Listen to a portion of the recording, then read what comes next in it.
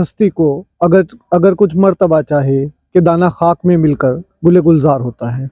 मस्त कलकत्तवी का ये शेर बिल्कुल यथार्थ होता है मौलाना इमरान साहब के ऊपर, क्योंकि उन्होंने अपनी ज़िंदगी को तालीम के लिए वक्फ कर दिया है। आज वो हमारे साथ मौजूद हैं और उनसे बात करेंगे। उनका मकसद क्या है, तालीम को किस तरह से वो प्रचार प्रसार कर रहे हैं, उसके बारे में बात करें। बहुत बहुत शुक्रिया हज़रत वक्त देने के लिए। शुक्रिया भैया। तो मौलाना, कुछ सबसे पहले हम जिस इदारे के अंदर बैठे हैं, इस मदरसे के बारे में बताइए। कब इसकी तामीर हुई, कब यहाँ पर आना हुआ? ये जो मदरसा है इसकी तामीर तो 1940 की है। ये कदीम पुराना वहाँ चलता है, ये उसी की ज़मीन है यहाँ पर। 1940 में मौलाना अहमदुद्दीन साहब थे रायपुर, इसी रायपुर में उनकी तदफीन है। रायपुर पाकिस्तान के थे वो। उन्होंने बुनियाद रखी थी। मुल्ला कमरुद्दीन साहब रहमतुल्लाह अलैह कंगो के थे, उनके ज़रिए से उनकी रिश्तेदारी थी यहाँ। और फिर इसको परवान चढ़ाने में मुल्ला कमरुद्दीन, फिर मौलाना जाहिद हसन साहब रहमतुल्लाह अलैह, जिनके नाम से हम ये इंटर कॉलेज खोलने जा रहे हैं, वो ये शुरुआत 1940 की है। बाकी ये चल रहा था वहाँ, और भी यहाँ 12-13 साल से इसमें ये ज़मीन थी मदरसे की, इसमें शुरू किया है। वो भी चल रहा है, ये भी चल रहा है। कितने बच्चे यहाँ पर तालीम ले रहे हैं? कितने बच्चे हॉस्टल में हैं और कितने बच्चे डेली आते हैं यहाँ पर अलग अलग? हॉस्टल में तकरीबन बच्चे शुरू साल में तो ज़्यादा हो जाते हैं, लेकिन अभी 300 के आसपास हैं बच्चे हॉस्टल में जो रहते हैं। जुमेरात को अक्सर चले आते हैं, जुमे को छुट्टी आसपास के ज़्यादा हैं। तो बाकी सारे ये 600-700 बच्चे होंगे। तो उनका रहना खाना किस तरह से होता है? इसके लिए कहाँ से पैसा आता है? किस तरह से आप इंतजामात करते हैं? क्योंकि आप इसके प्रबंधक हैं, आपसे ज़्यादा कोई बेहतर अच्छे से नहीं जानता इस बारे में। रहना खाना बिल्डिंग सब ये तो इलाका सब ज़्यादा करता है, और चंदे ही से चलता है सारा। और यही 300 बच्चों का सिर्फ रहना खाना सीना है, बाकी तो आते हैं चले जाते हैं। अच्छा, यहाँ पर किस तरह की तालीम दी जाती है? दीनी तालीम दी जाती है, दुनियावी तालीम दी जाती है? 5वीं तक दीन और दुनिया सब है। दीन में यहाँ भी चल रहा है, वहाँ भी चल रहा है। और बाकी ये है कि ये दीनी इदारा है, दीनी तालीम इसमें ज़्यादा है। अच्छा, अभी आपने जिक्र किया कि मौलाना जाहिद साहब के नाम पर आप इंटर कॉलेज स्टार्ट करने जा रहे हैं। ये अचानक से इरादा कैसे बना इंटर कॉलेज बनाने का? है बस इसके स्टेप बाय स्टेप हमारा था, तो जैसा अपना बजट है उसी में, क्योंकि हम मान्यता के करीब पहुँचे हुए हैं, इसकी फाइल गई हुई है हमारी।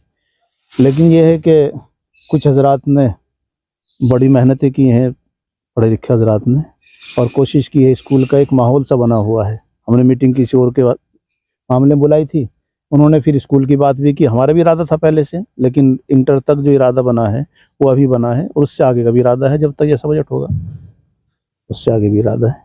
तो उसमें किस तरह की तालीम दी जाएगी? दुनियावी तालीम रहेगी कैसे?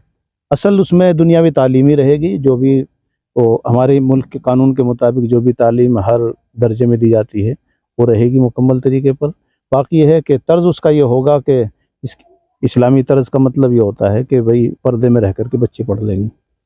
अच्छा, उसमें गर्ल्स के लिए होगा या बॉयज़ के लिए, या कोई एजुकेशन रहेगा? किस तरह से आपने उसको इरादा बनाया उसको? मान लिया तो हम बिल्कुल सिंपल लेंगे, लेकिन वो जो अलग बन रहा है वो गर्ल्स के लिए बन रहा है।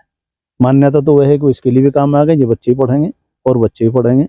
और आइंदा के लिए जो हमारी ज़मीन है, अगर वो यहाँ मुंतकिल होगी तो हम बच्चों का अलग से कर देंगे उसमें। तो ये हमारा इरादा है पूरा। तो हमारे चैनल के माध्यम से आप कोई संदेश देना चाहेंगे? क्योंकि मुस्लिम तबके के अंदर ख़ास तौर से बच्चियों को पढ़ाया नहीं जाता है, और आप बहुत बड़ी पहल करने जा रहे हैं कि एक मुस्लिम इदारा खड़ा कर रहे हैं और उसमें भी सिर्फ गर्ल्स के लिए करा रहे हैं।